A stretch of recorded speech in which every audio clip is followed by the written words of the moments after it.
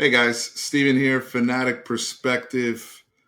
Season starting up right around the corner, and today's a blow. Today, we're hearing the news, the official news of Cedric Baxter Jr. going down for the season with a knee injury that he suffered yesterday in practice. We heard yesterday that he went down and, waiting for the MRI results, and sounds like he's going to need to have surgery and won't be participating in the 2024 season.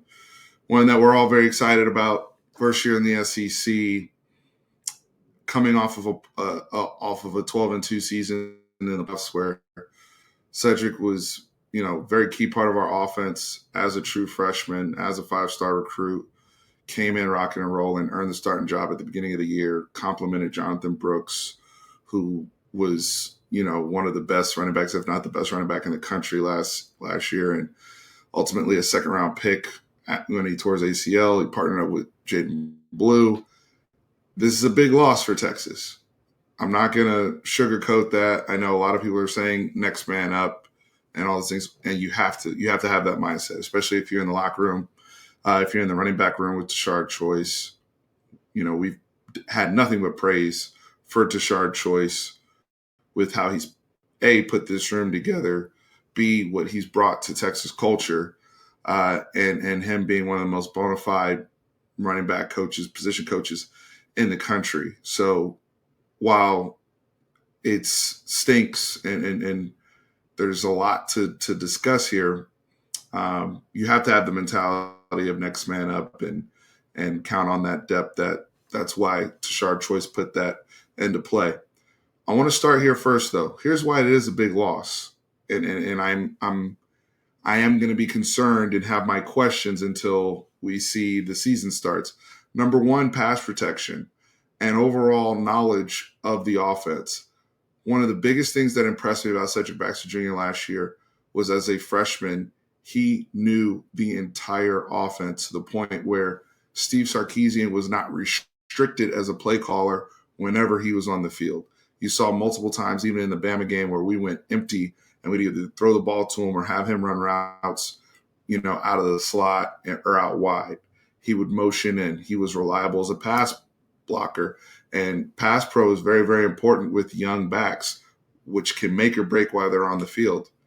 I don't worry about whether or not Jared Gibson or Christian Clark or Trey Wisner or whoever can run. That's not my question. I know them brothers can run. That's why they're here.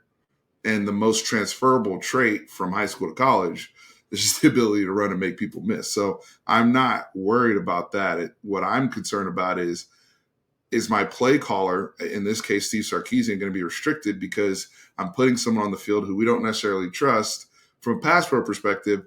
So we know one of two things is going to happen as a defense. Either they're going to get the football in some sort of run play, or the ball's going to get thrown to them because we don't trust them to, as a pass blocker. One of the beauties about the last season as well, Jonathan Brooks could catch the football.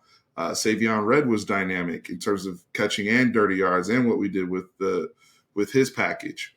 Jaden Blue obviously is dynamic out the backfield, and another example of Sark does not have to limit anything when he's in the game. Everything is full menu.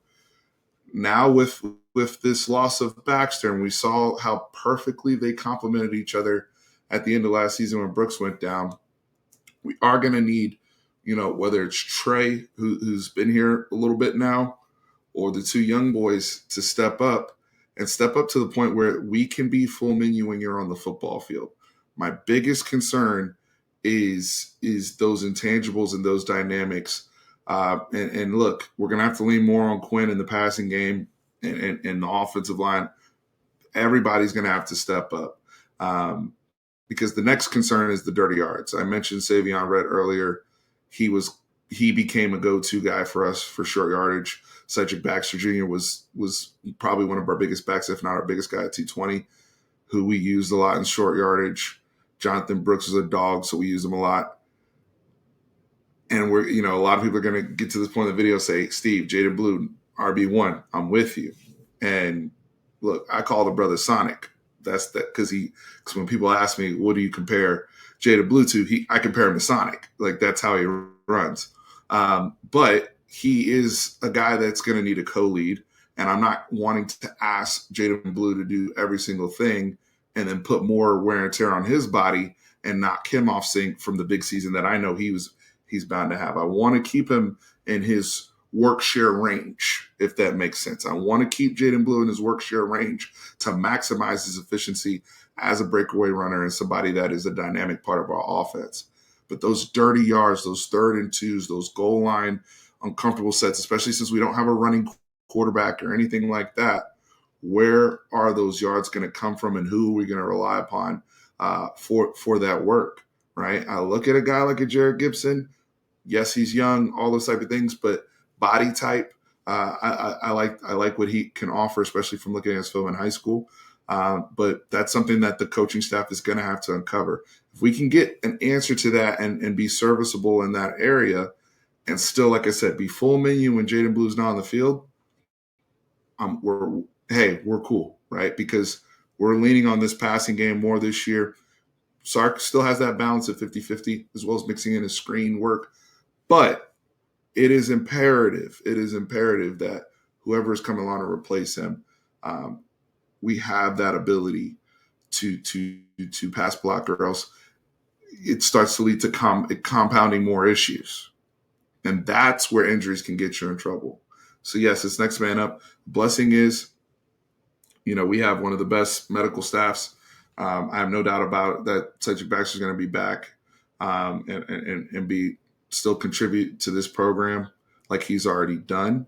He had 650 something yards, 5 touchdowns on the ground. He caught another 24 passes, by the way, as a true freshman. He caught 24 passes last year. So that work share, who will take that on? There's a lot there. I had Trey Wisner in that Keelan Robinson role already. Can he assume more on his plate? That's why I'm still looking at those young guys to take on some of that work share as well. But having this not compounded where it blows up other positions, that's where the leadership on the team has to step up. Quinn, passing game, whole bit. I have faith there. I'm working on a video for Quinn right now talking about why he should have one of the best seasons as a Texas quarterback we've ever seen, and it's all set up for him. This should not be a deterrent. This is something that he should be able to help us as a football team overcome. But the other thing I wanted to say, and the last thing is this: it's happened early enough in camp. If this was we lost the guy after Colorado State going into Michigan, whoa, that's a lot, right? That's a lot of shifting mid-season with everything already going on. This happening in camp, there's time now. I know Gibson and Clark and a lot of these guys, even Trey, probably haven't gotten a whole lot of work with the 1s and 2s. That can't be an excuse now.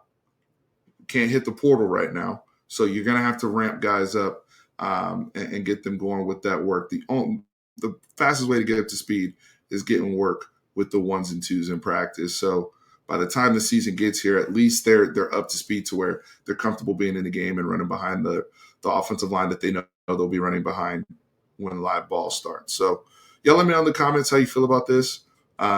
If you're an opposing fan, if you have any thoughts as well. I know a lot of people chime in here, especially now that we're in the SEC. But like I said, I'll be coming back with some Quinn Ewers content here very soon. SEC Connect show going live on my channel as well as the SEC Connect channel. So subscribe over there. But I appreciate you guys.